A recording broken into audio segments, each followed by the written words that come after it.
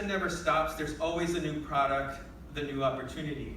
So I'm always asking what's next. And also the key about this is so you can step off the treadmill when you want to. So much like the designers who are doing project-based collections where they're doing them on their own schedule, you can take breaks. You can say, I'm going to take a year off. Now granted, most marketing people will tell you, oh, that's death. But no, because there's always the comeback. The comeback is almost sexier than having a constant flow of things. And also, breaks can be redefined, where it's not where I'm sitting around eating bonbons.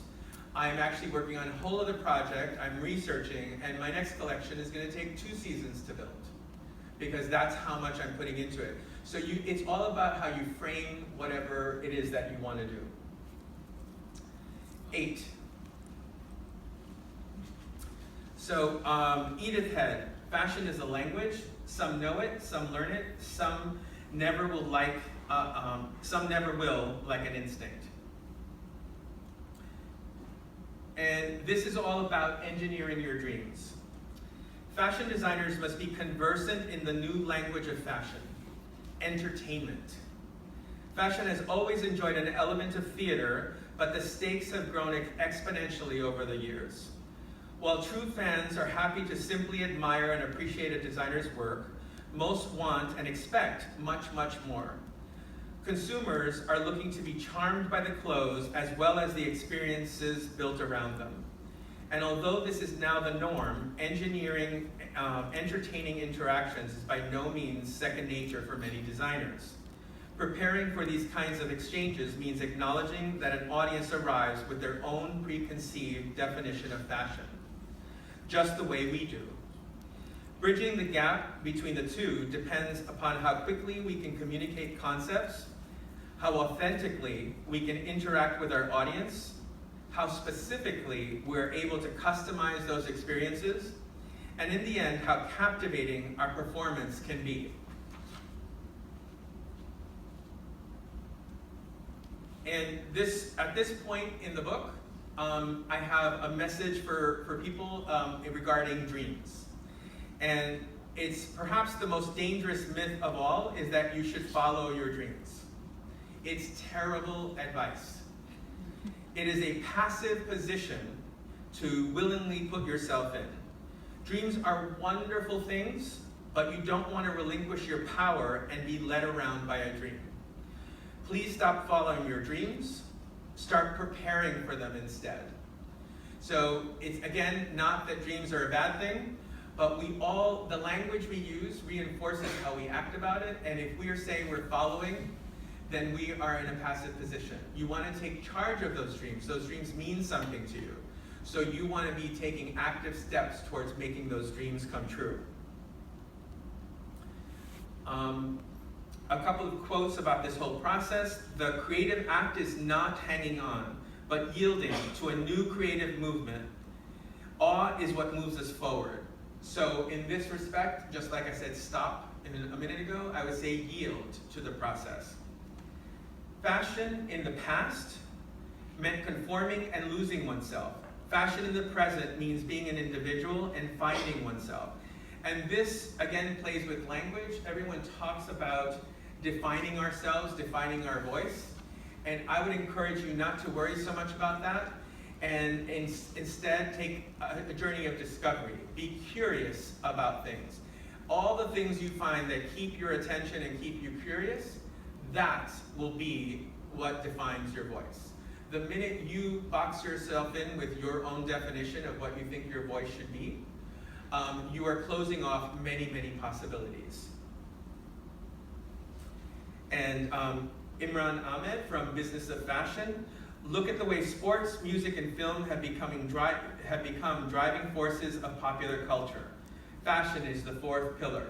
And a lot of people, especially if you're a fashion designer, you are often, when you say you're in fashion, people nod and smile and say how nice that is, and in their mind think how fluffy and cute it is, but that it has no value. And it has incredible value, not just for popular culture, but in many, many different ways, depending on how we choose to wield it. And last but not least with the shows, I mentioned a little bit earlier about how to do shows and the importance of how they're done. And it's because they are communication. You are telling someone something about yourself to the viewer, and you're showing them how much you respect them and yourself when you're putting yourself out there in the theater of fashion. And as Dries Van Noten says, they're his way of communication. Now, last but not least, our 9th chapter. And I have a quote from Nicholas Negroponte, who's from MIT. Where do new ideas come from? The answer is simple: differences. Creativity comes from unlikely juxtapositions. This last chapter in the book, it's all about the ways you can create a culture of innovation, because that word really is used a lot. Like, everybody is innovating, but very few people talk about how you can create a culture of innovating where it's not an act, but it's a lifestyle, whether it's be at your company or even in your own mind for how you do work. The fact is that no matter how prepared you are, you have no idea where your career will actually take you. There are too many variables. The good news is that solid fashion training provides you with the skills that are transferable across many different disciplines. Some that you haven't been exposed to, and others that haven't been invented yet. Whereas planning for the unknown is all but impossible, you can take a proactive role in creating a climate in which you will have the tools, experiences, and mindset to innovate and meet the future head on. Some key components of that strategy include breaking down the silos. Many communities have this happen where you kind of are in your own silo or in your own clique, and it goes beyond just the fashion industry. And collaborating to investigate new ideas, so teaming up with someone to take on a challenge or a project, exploring the potential of new frontiers in science, technology, building relationships with the culture sector, cultivating a professional conscience, and preparing for the jobs that don't exist yet. And we'll wrap this section up with 2 quotes, one from Ralph Simmons. Fashion has a long interest in collaborative situations, and that more and more is taking on other sectors. Here in Boston, I always tell everyone that the most exciting things happening in fashion are not happening in fashion studios. They're happening in labs. They're happening in business and tech. They're really exciting things that are going to motivate designers to think in new ways. So in that way, it's incredibly valuable. And I end the book, I had one more quote. It was never so directly inspired by, I was never so directly inspired by fashion. It always came from somewhere else. And finally, I end the book with one sentence that I think is really key, just a good advice for everybody, and that is always be innovating you. So always be thinking of yourself as this entity that you can be transforming and evolving on a regular basis.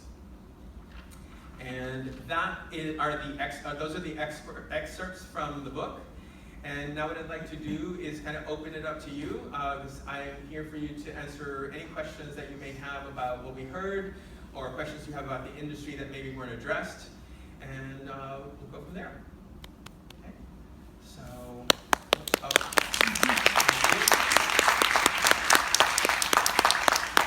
do we have any questions?